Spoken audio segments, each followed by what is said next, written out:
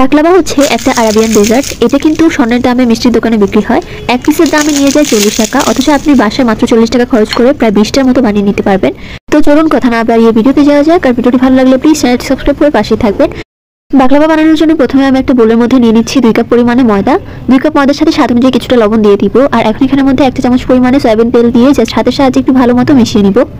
এই কাজটা অবশ্যই করবেন, তাহলে কিন্তু এটা অনেক বেশি ক্রিস্পি হবে। তো তারপর অল্প অল্প করে ঠান্ডা পানি দিয়ে আমি একটা শক্ত ডো তৈরি করে নিব। এই ডোটা কিন্তু অবশ্যই শক্ত হতে হবে, একদম টাইট করে এই ডোটা বানিয়ে দেন 10 মিনিটের জন্য রেস্টে রেখে দিব।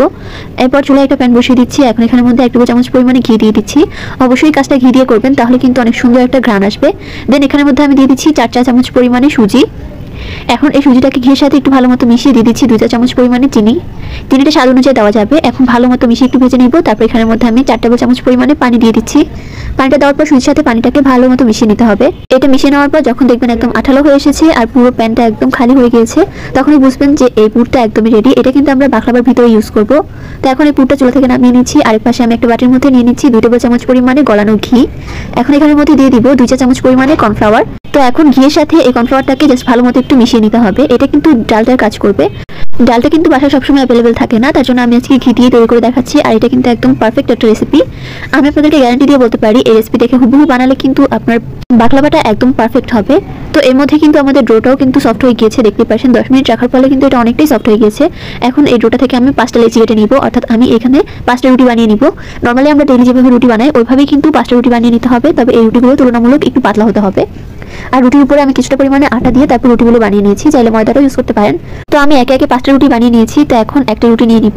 তো তারপর রুটির উপরে আমি যে ঘিয়ের মিক্সারটা বানিয়েছিলাম সেই মিক্সারটা দিয়ে দিচ্ছি। আর তারপর একটা ব্রাশ দিয়ে একদম ভালো মতো সব সাইড দিয়ে স্প্রেড করে দিব। দেখতে পাচ্ছেন একদম ভালো মতো কিন্তু সব সাইড দিয়ে দিয়েছি।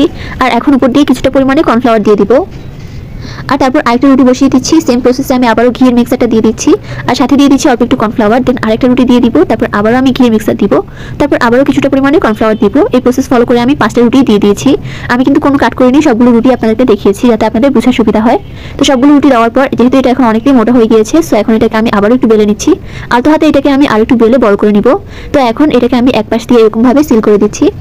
দেখুন তারপর আরেক পাশ দিয়েও সেম ভাবে সিল করে দিব। তবে এগুলো মাঝখানে কিন্তু আমি ঘিয়ের মিক্সারটা দিয়েছি, অবশ্যই এটা দিবেন, তাহলে কিন্তু লেয়ারগুলো খুব সুন্দর ক্রিয়েট হবে। তারপর আমরা বাসায় যেরকম পরোটার ভাঁজ দিই সেম প্রসেসে আমি ভাঁজটা দিয়ে দিচ্ছি। দেন উল্টো করে এটাকে আমি আবারও রুটি বানিয়ে নিব। এই রুটিটা কিন্তু তুলনামূলক মোটা হতে হবে। এটা পাতলা হলে কিন্তু বাকলাভাগুলো একদমই ফুলতে চাইবে না। তো একটু মোটা করে বানিয়ে দেন আমি কুকি কাটার দিয়ে এটাকে কেটে নিচ্ছি। আমি এখানে 9টা পিস করেছি। এখন এই পিসগুলোকে একপাশে সরিয়ে একটা পিস দিয়ে আপনাদেরকে বাকলাভাটা বানিয়ে দেখাবো। তো আমি এগুলো থেকে একটা পিস নিয়ে নিচ্ছি। তারপর আমি বেলুনি দিয়ে আবারও এটাকে ভালো মতো বেলে নিচ্ছি। জাস্ট এটাকে পাতলা করে নিব। আর তারপর মাঝখানে আমি যে পুরটা বানিয়েছিলাম সুজি দিয়ে সেটা দিয়ে দিচ্ছি। তারপর সাইড দিয়ে আমি কিছুটা পরিমাণে পানি দিয়ে দিব। সব সাইড দিয়ে কিন্তু পানি দেওয়া যাবে না, জাস্ট পুরটার আশেপাশে দিয়ে পানি দিয়ে তারপর আমি ওই সাইডগুলোতেই সিল করে দিব। তো তাহলে কিন্তু এই বাকলাভার ভাঁজটা একদমই রেডি। সব সাইড দিয়ে পানি দিলে কিন্তু লেয়ারটা সুন্দর মতো ক্রিয়েট হবে না। তো এখন আমি এগুলোকে ভেজে নিব। ভাজার জন্য চুলা একটা প্যান বসিয়ে তেল গরম হতে দিয়েছি। তেলটা যখন একদম হালকা গরম হবে তখন আমি 4টা বাকলাভা দিয়ে দেব। এটাকে কিন্তু প্রথম থেকে শেষ পর্যন্ত একদম লো আঁচে ভাজতে হবে, তাহলে কিন্তু দেখবেন যে প্রতিটা লেয়ার খুব সুন্দর মতো ক্রিয়েট হয়েছে আর পিঠাগুলো কিন্তু অনেকটাই ক্রিস্পি হয়েছে।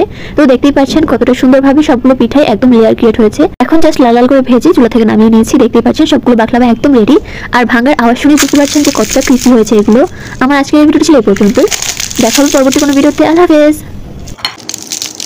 একদমই মুচমুচে ও রসালো খাজা বা গজা। আমার মনে হয় সবার ছোটবেলায় এই ধরনের খাবারগুলো খুবই পছন্দের ছিল। আসসালামু আলাইকুম everyone, welcome back to my video. আজকে আমি আপনাদের সাথে খাজা বা গজা রেসিপি শেয়ার করব। খাজা বা গজা যে যেটাই বলেন না কেন, এটা খেতে কিন্তু অনেক বেশি মজার হয়ে থাকে। আজকে আমি 1 কাপ ময়দা দিয়ে তৈরি করে দেখাবো এই মজাদার খাজাটি। তো চলুন কথা না পারি ভিডিওতে যাওয়া যাক। প্রথমে একটা বোলের মধ্যে নিয়ে নিচ্ছি 1 কাপ পরিমাণে ময়দা, হাফ কাপ করে 2বার নিয়েছি। আর দিয়ে দিচ্ছি সামান্য একটু লবণ আর 2 টেবিল চামচ পরিমাণে তেল। এখন সবকিছুকে খুব ভালো মতো মিশিয়ে নিতে হবে। তেলের সাথে এই ময়দাটা একদম ভালো মতো মিশাতে হবে, এতে করে খাজাটা খুব সুন্দর মুচমুচে হবে। আর তারপর এখানের মধ্যে আমি নরমাল পানি দিয়ে একটা ডো তৈরি করে নিব। এখানে গরম পানি নেওয়ার প্রয়োজন নেই, যে কোনো নরমাল পানি দিয়ে কিন্তু আপনারা এই ডোটা তৈরি করে নিতে পারবেন। অল্প অল্প করে পানি দিয়ে একটা সফট ডো তৈরি করে নিচ্ছি। এই ডোটাকে খুব ভালো মতো মুথে নিচ্ছি, এতে করে খুব সুন্দর একটা রেজাল্ট পাওয়া যাবে। তো ভালো মতো মুথে নেওয়া হয়ে গেলে এখন এই ডোটাকে আমি 2 মিনিটের জন্য রেস্ট রেখে দিব।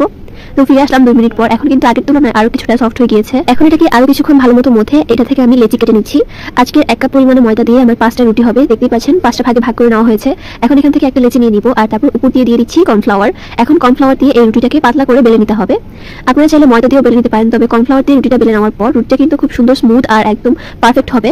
আর ময়দা দিলে কিন্তু এগুলো একটার সাথে লেগে যেতে পারে, তো তার জন্য কর্নফ্লাওয়ারটা এরকম করে আমি 5টা রুটি বানিয়ে নিয়েছি। এখন একটা রুটি নিয়ে নিব, তার উপর দিয়ে দিচ্ছি তেল আর কিছুটা কর্নফ্লাওয়ার, তারপর আরো একটা রুটি দিয়ে দিচ্ছি। সেম ভাবে ওই রুটির মধ্যেও তেল আর কর্নফ্লাওয়ার দিয়ে দিব। এরকম করে 5টা রুটি যখন দেওয়া হয়ে গিয়েছে, তখন শেষ রুটির মধ্যেও আমি দিয়ে দিচ্ছি তেল আর কর্নফ্লাওয়ার। এখন বেলুনি দিয়ে আলতো হাতে এটাকে একটু বেলে নিতে হবে। যেহেতু 5টা রুটি একসাথে হয়েছে, এটা কিন্তু অনেকটাই মোটা রয়েছে, তো তার জন্য একটু বেলে তারপর এটাকে আমি রোল করে নিচ্ছি। খুব ভালো মতো শক্ত করে রোলটা করে নিতে হবে। আর এখন এটাকে আমি ছুরি দিয়ে এরকম একটু বাঁকা বাঁকা করে কেটে নিচ্ছি। চাইলে সোজাও কেটে নেওয়া যাবে, তবে একটু বাঁকা করলে শেপটা সুন্দর আসবে। তো এভাবে করে কেটে নেওয়া হয়ে গেলে এখন এগুলোকে আমি এক পাশে রেখে দিচ্ছি আর তারপর একটা নিয়ে নিব। এখন বেলুনি দিয়ে জাস্ট একবার এটাকে এপাশ থেকে ওপাশ জাস্ট একবার একটু বেলে নেবেন। বেশি চাপ দিয়ে বেললে কিন্তু লেয়ারগুলো নষ্ট হয়ে যাবে, তো আলতো হাতে বেলার চেষ্টা করবেন, এতে করে খুব সুন্দর লেয়ারগুলো থাকবে। সবগুলো রেডি করা হয়ে গেলে এখন আমি এগুলোকে ভেজে নিব। তার জন্য চুলায় একটা প্যান বসিয়ে তেল গরম হতে দিয়েছি। তেলটা যখন একদম কুসুম গরম হবে তখন আমি একটা একটা করে নাস্তাগুলো দিয়ে দিচ্ছি। এখন চুলার আঁচ মিডিয়াম টু লো রেখে এটাকে ভেজে নিতে হবে। প্রথম পর্যায়ে কিন্তু নাড়াচাড়ার প্রয়োজন নেই, এটা আস্তে আস্তে খুলতে শুরু করবে, অর্থাৎ যে লেয়ারগুলো আমরা ক্রিয়েট করার চেষ্টা করেছি সেগুলো কিন্তু খুব সুন্দর মতো খুলে যাবে। তো এরকম করে যখন লাল লাল হয়ে যাবে বা এরকম একটু ব্রাউন কালার চলে আসবে, তেলটা ছেঁকে আমি চুলা থেকে নামিয়ে নিচ্ছি। এখন একটা শিরা বানিয়ে নিচ্ছি। তার জন্য চুলা একটা প্যান বসিয়ে 1 কাপ পরিমাণে চিনি, সাথে 2 কাপ পরিমাণে পানি দিয়ে দিচ্ছি। সাথে 2টা এলাচ দিয়ে দিব ফ্লেভারের জন্য। আপনারা চাইলে অন্য যে কোনো ফ্লেভার অ্যাড করতে পারেন। যখন এটা ফুটতে শুরু করবে বা একদম লাস্ট পর্যায়ে চলে আসবে, তখন এখানের মধ্যে দিয়ে দিচ্ছি 1 ফালি লেবুর রস। এতে করে এই শিরাটা কিন্তু আর স্টিকি হয়ে যাবে না ঠান্ডা হওয়ার পর। তো শিরাটা একদম রেডি, চুলা থেকে নামিয়ে নিলাম। এখন শিরার মধ্যে আমি দিয়ে দিচ্ছি আমাদের খাজাগুলো বা গজাগুলো। এখন কাঁটা চামচ দিয়ে দুই পাশে শিরাটা লাগিয়ে নিচ্ছি আর তারপর এগুলোকে নামিয়ে নিব। এটা কিন্তু ঠান্ডা থাকা অবস্থায় করে নিতে হবে। তো দেখতে পাচ্ছেন খাজাগুলো একদম রেডি, কতটা পারফেক্ট হয়েছে দেখেই বুঝতে পারছেন। বাহিরটা একদম রসালো আর ভিতরটা খুবই সুন্দর ক্রিস্পি হয়েছে। আপনারা চাইলে কিন্তু বানিয়ে বাসায় পরিবেশন করতে পারেন। তো আমার আজকের ভিডিও ছিল এই পর্যন্তই। ভালো লাগলে চ্যানেলটি সাবস্ক্রাইব করে পাশেই থাকবেন। আল্লাহ হাফেজ।